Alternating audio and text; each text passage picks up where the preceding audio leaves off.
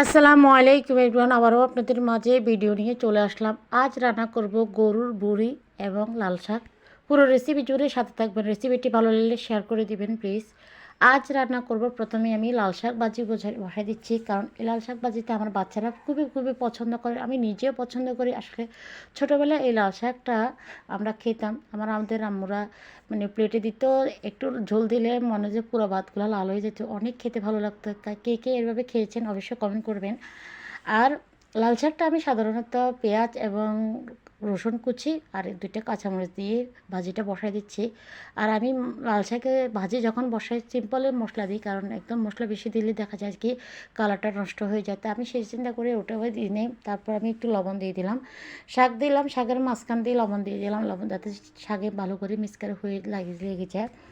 এরপর আপনি দেখতেই পাচ্ছেন কালারটা কতটা সুন্দর আসছে। আর শাকে আমি একদমই ঢাকনা দিইনি, কারণ দেখা যায় কি অনেক সময় ঢাকনা দিলে দেখা যায় কি শাকের কালারটাই নষ্ট হয়ে যায়। তো দেখতে পাচ্ছেন আজকে শাকগুলো প্রচণ্ড লাল, আর বাচ্চারা খেতে খুবই পছন্দ করে। আর আমার বাচ্চারা একটু লাল শাকটা বেশি বেশি খুবই খুবই পছন্দ করে, আমার নিজেরও অনেক ভালো লাগে লাল শাক।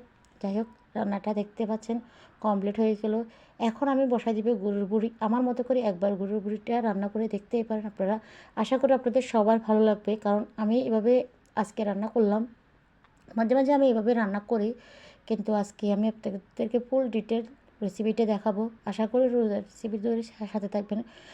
আর আমি এখন গরুর বুড়িটা প্রথমে আজকে হাতে মেখে রান্না করব।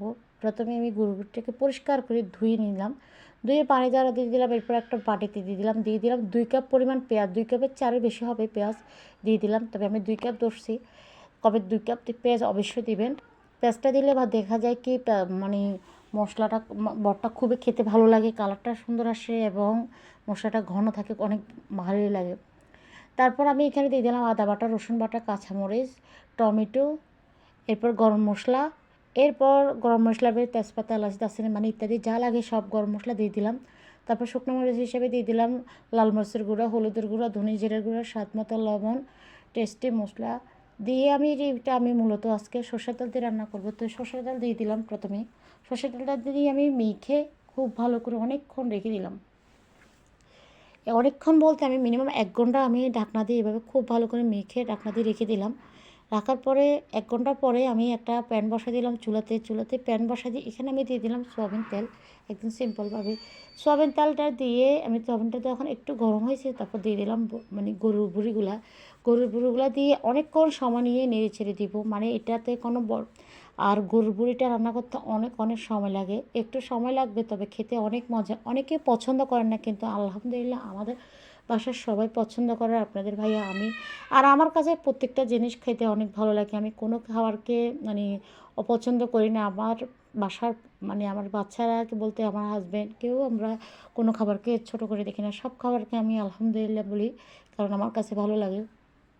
আর আজ সব খাবার যে সবসময় খেতে পারবো তাও কোনো কথা না, আল্লাহ যখন যেরকম রেজেকে থাকে সেটাই খাই আলহামদুলিল্লাহ। তো দেখতে পাচ্ছেন আমি অনেকক্ষণ সময় নিয়ে আমি গরুর বুড়িটাকে আমি কষাই নিলাম, কষাই একটু পানি দিয়ে দিলাম, পরিমাণ মতো পানি দিয়ে দিলাম। পানি দিয়ে আমি অর্ধেক ভেজে ফেললাম গরুর বুড়িটা। কষাইতে অনেকক্ষণ সময় নিয়ে কষাইবেন, দেখবেন যে কালার, সেন্ট প্রত্যেকটা জিনিস অসাধারণ হবে। তারপর দেখতে পাচ্ছেন আমি পানিটা দেওয়ার পর আরও বেশ কিছুক্ষণ সময় নিয়ে মিডিয়াম আছে রান্নাটা করতেছি। তারপর আমি জালটা দিয়ে খুব ভালো করে সময় নিয়ে রাখছি। তারপর যখন একটু গরুর বড়িটা একটু মজে আসছে, একটু হাতে দেখলাম যে একটু সিদ্ধ হয়ে আসছে, তখনই আমি দিয়ে দিলাম কিছু আলুগুলো দেওয়ার পরে দেখা যায় কি গরুর বড়িটা অতটা বেশি না, তো এখানে কম ছিল, তাই মিডিয়াম ছিল, তবে একটু আলু দিলে কি হয় দেখা যায় একটু বড় কথা সবাই খেতে পারবে, একটু বড় হয়। তো আমি একটু আলুও দিলাম, আর দেখতেও পাচ্ছেন অনেক মজাই লাগছে, আর অনেক মজাই হয় এভাবে করে রান্না করে দেখতেই পারেন, অনেক অনেক মজা লাগে। তো আমি অনেকক্ষণ সময় দিয়ে এভাবে নেড়ে ছেড়ে গরুর বুড়িটা অনেকক্ষণ অনবরত নাড়তে হবে, এটা কোনো বাধা মিষ্টি নেই, অনেকক্ষণ সময় নিয়ে নাড়ানাড়ি করতে হবে, অনেকক্ষণ সময় নিয়ে রান্নাটা করতে হবে। তো আজকের মতো বিদায় নিলাম, সবাই ভালো থাকবেন। এতক্ষণ আমার ভিডিওটা দেখার জন্য ধন্যবাদ। আসসালামু আলাইকুম।